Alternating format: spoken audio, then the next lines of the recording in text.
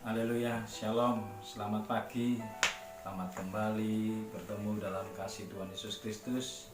Puji syukur hari ini kita dengan kemurahan Tuhan boleh menikmati hari yang baru. Mari kita akan belajar sebuah kebenaran firman Tuhan pagi hari ini. Kiranya firman Tuhan pagi hari ini akan membuat kita lebih bersemangat lagi mengiring Tuhan. 1 Samuel pasal 10 ayat ke-7. Demikianlah bunyi firman Tuhan.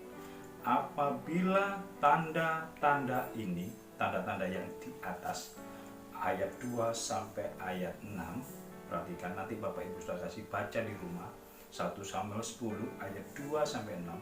Apabila tanda-tanda ini terjadi kepadamu, Samuel ini berkata kepada Saul, tanda-tanda ini terjadi kepada engkau Saul, maka katanya apa? Lakukanlah apa saja yang didapat oleh tanganmu. Kenapa? Karena sebab Allah menyertai engkau. Haleluya. Kalau hari ini Tuhan beri suatu clue buat kita, suatu jalan solusi. Lakukanlah apa yang menjadi kerinduanmu pagi hari ini, maka apa yang kau kerjakan akan berhasil. Karena apa? Tuhan menyertai engkau. Tapi mari kita baca ayat 7 ini didahului dengan seperti ini. Apabila tanda-tanda ini terjadi kepadamu. Kalau kita baca ayat di atasnya, ayat 6, diceritakan, maka roh Tuhan, roh besar Tuhan yang besar, akan berkuasa atasmu. Perhatikan, akan berkuasa. Kalau firman ini diceritakan berkuasa pada Saul, maka Tuhan Yesus sampaikan buat kita, roh Tuhan akan berkuasa kepadamu, bersama-sama dengan mereka ceritakan di atas itu para rombongan nabi, para hamba-hamba Tuhan. Urapan yang spesial diberikan oleh Tuhan kepada para hamba-hamba Tuhan ini akan terjadi kepada Saul dan terjadi kepada kita pagi hari ini kalau kita berusaha berkenan di hadapan Tuhan dan diceritakan berubah menjadi manusia lain. Bapak Ibu kasih, tanda-tanda di atas nanti Bapak Ibu bisa dibaca. Saul bukan golongan nabi. Saul itu anaknya orang berada. Dia disuruh oleh orang tuanya untuk mencari kambing dombanya yang hilang dengan bujangnya. Dia itu gagah perkasa tinggi, orang kaya. Dia juga seorang prajurit dari suku Benyamin. Tapi Tuhan ketika milih Saul ini bukan karena dia orang berada, bukan karena dia kaya, mampu, atau dia kuat. Tapi Tuhan mau berkata kepada Saul, kamu harus jadi manusia lain. Manusia lain apa? Kamu harus mengalami namanya kepenuhan nabi. Dan tanda-tanda di atas dia alami. Nanti kamu akan bertemu dengan 2 orang yang membawa 3 ketul roti. Kamu alami itu. Bapak kasih, hari ini kita harus jadi manusia lain. Kalau dulu sombong, harus jadi rendah hati. Kalau kita dulu mengandalkan kekayaan kita harus mengandalkan Tuhan. Kalau kita ini merasa bahwa kita ini kaya, kita harus merasa sebagai seorang hamba. Supaya apa? Ketika kita jadi manusia lain, bukan karena kekuatan kita, bukan karena kekayaan kita, kepandaian kita, tinggi badan begat kita, tapi semuanya karena Tuhan yang memberikan roh berkuasa buat hidup kita.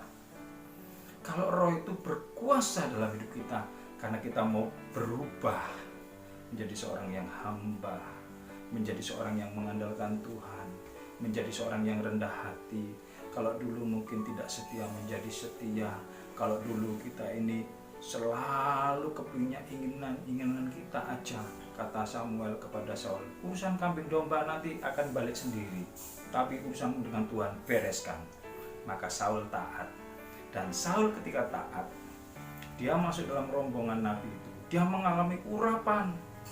Sehingga ada suatu nas katakan, siapakah Saul bin Kis itu? Apakah dia termasuk golongan nabi sehingga dia bisa mendapat urapan? Saul bukan orang Lewi. Saul bukan keturunan Imam Harun, Hur ataupun Miriam atau Musa. Saul dari Benyamin. Tapi diceritakan Saul mendapat kepenuhan Roh Kudus sehingga dia berubah. Kambing domba urusannya nanti. Yang penting sekarang aku mau taat. Dan tanda-tanda itu minta hari ini buat hidup kita. Tuhan, saya mau minta tanda. Bapak kasih, tanda yang dialami Saul bukanlah tanda yang menggelegar. Tuhan, saya mau tanda hari ini ada petir 3 kali jatuh ke rumah saya. Maaf Bapak kasih, ada petir 3 kali jatuh di rumahnya Bapak atau Ibu. Kita tidak mengalami tanda, tapi kita terbakar karena petir itu. Kalau kita minta tanda yang sederhana. Tanda-tanda yang bagi kita memang orang sederhana, kita minta tanda sederhana. Tuhan, aku minta tanda seperti ini aja Tuhan, sederhana. Mungkin hari ini seperti istri saya kapan itu, istri saya sekarang tidak hanya jualan sosis Solo, bukan promosi, tapi istri saya juga mengembangkan jualan tahu isi. Beberapa hari istri saya buat tahu isi dan saya makan rasanya enak, saya bilang istri saya, yang ayo jual. Istri saya cuma gini, Tuhan saya mau bikin tahu isi hari ini cuma 5. Kalau hari ini habis Tuhan, saya besok mau jualan lagi. Puji Tuhan, 5 itu habis. Tanda yang sederhana, besoknya jualan. Seminggu istri saya bilang, Tuhan saya mau meneruskan, tapi hari ini saya mau jualan 10. Kalau nanti jumlah 10 ini habis, saya akan lanjutkan minggu depan. 10 habis, lanjutkan. Hari ini kita belajar minta tanda yang sederhana. Kita merasa bahwa kita memang orang-orang sederhana. Tapi puji syukur, kalau kita sudah mengalami tanda itu, apa yang engkau kerjakan pasti berhasil karena Tuhan menyertai kita semua. Haleluya. Amin.